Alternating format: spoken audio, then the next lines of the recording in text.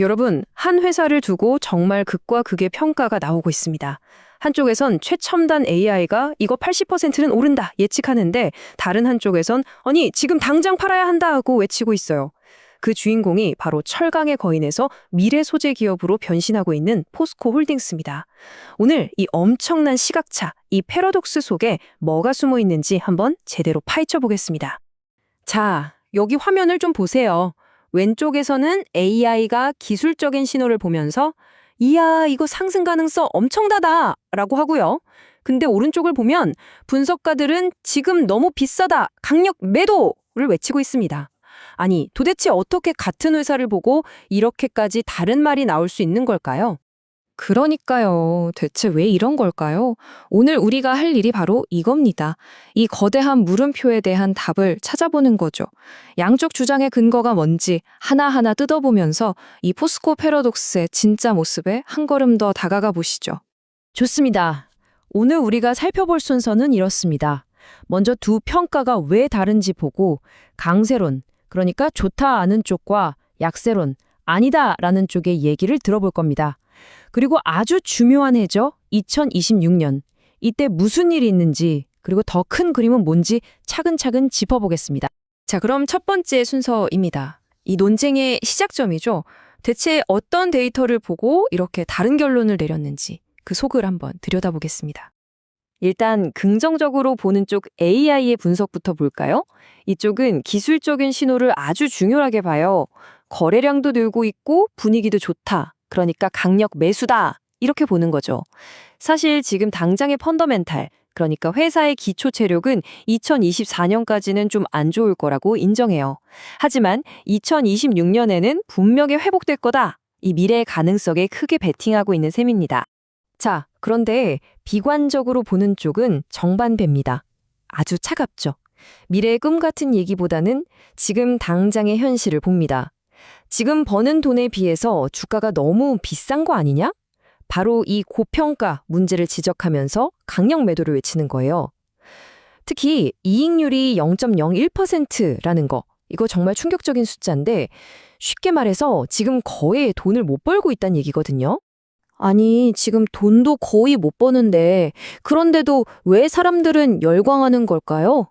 이 암울한 현실을 뒤집을 만한 그 미래라는 게 대체 뭐길래? 이제 바로 그 이야기, 포스코의 배터리 제국 건설 계획을 자세히 들여다보겠습니다. 이게 바로 포스코의 비장의 무기입니다. 완벽한 수직 계열화. 말이 좀 어렵죠? 쉽게 말해서 A부터 Z까지 다 하겠다는 거예요. 1단계, 저 멀리 아르헨티나에서 원료를 직접 캐오고 2단계, 이걸 한국으로 가져와서 가공하고 3단계, 핵심 부품인 양극재, 음극재를 만들고 심지어 마지막 4단계에서는 다 쓴 배터리까지 모아서 재활용합니다. 정말 원료부터 재활용까지 배터리 소재의 모든 걸 자기 손으로 하겠다는 엄청난 계획이죠. 그 야망이 어느 정도냐고요? 바로 이 숫자 하나로 설명이 됩니다. 96,000톤. 이게 2026년까지 포스코가 한 해에 생산하겠다는 리튬의 양이에요.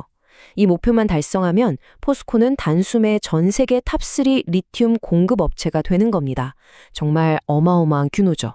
그리고 이 전략에는 아주 중요한 포인트가 숨어 있습니다. 바로 탈중국 공급망이라는 거예요. 지금까지 한국 배터리 산업은 원료의 90% 이상을 중국에 의존했거든요. 이걸 끊어내겠다는 겁니다. 이게 왜 중요하냐면 지금 미국이 인플레이션 감축법 IRA라고 하죠. 이걸로 중국산 부품을 견제하고 있잖아요. 포스코는 이 규제를 완벽하게 피할 수 있으니까 미국이나 유럽의 자동차 회사들 입장에선 정말 매력적인 파트너가 될 수밖에 없는 거죠. 자, 이렇게 미래 계획은 정말 화려한데 그런데도 왜 비관론이 사라지지 않는 걸까요? 이제 시선을 돌려서 포스코의 발목을 잡고 있는 과거의 무게, 즉 기존 사업의 문제점을 한번 보겠습니다. 비관론의 근거는 사실 아주 간단하고 명확합니다. 바로 이 그래프예요. 보세요. 2022년부터 2024년까지 매출과 이익이 계속해서 줄어들고 있죠. 미래의 꿈은 정말 크고 아름다운데 지금 당장 받아보는 성적표는 계속 떨어지고 있는 겁니다. 분석가들이 신중할 수밖에 없는 이유가 바로 여기에 있습니다. 그러니까 고평가라는 말이 나오는 거예요. 아직 보여준 것도 없는데 주가는 너무 멀리 가 있는 거 아니냐 비판인 거죠. 리스크는 이것뿐만이 아닙니다.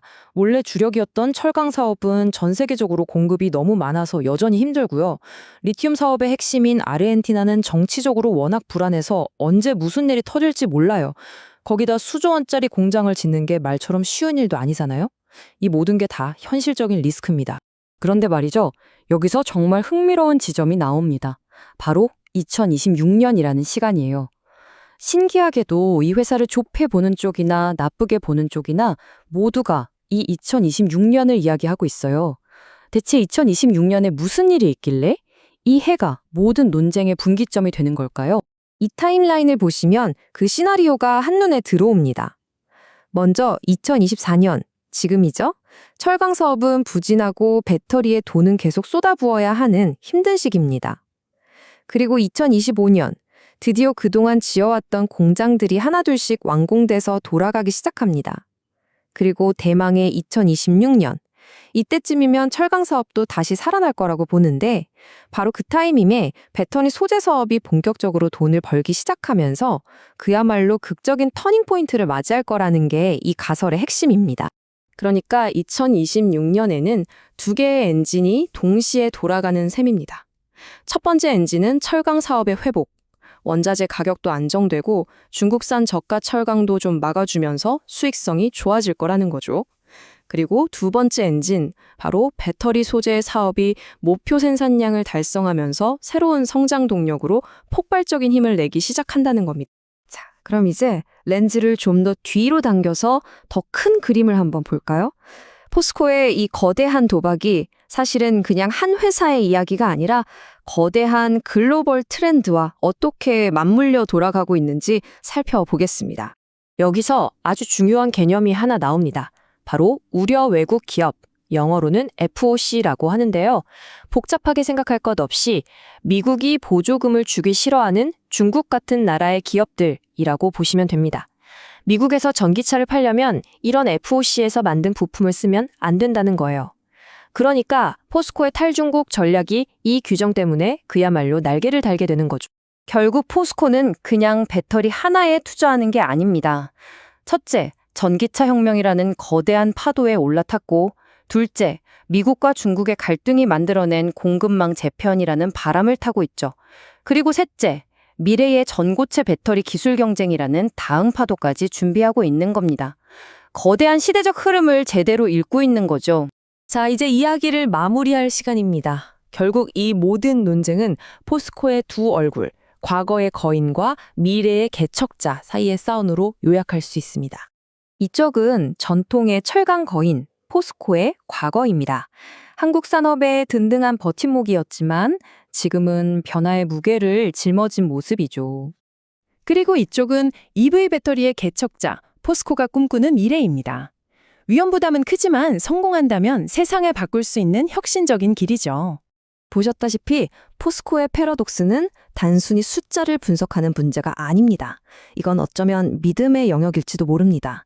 그래서 마지막으로 여러분께 이 질문을 던지고 싶습니다. 한 시대를 풍미했던 거대한 공룡이 과연 완전히 새로운 시대에 적응하기 위한 이 거대한 변신을 성공적으로 해낼 수 있을까요? 그 믿음의 저울은 이제 여러분 각자의 마음속에 달려 있습니다.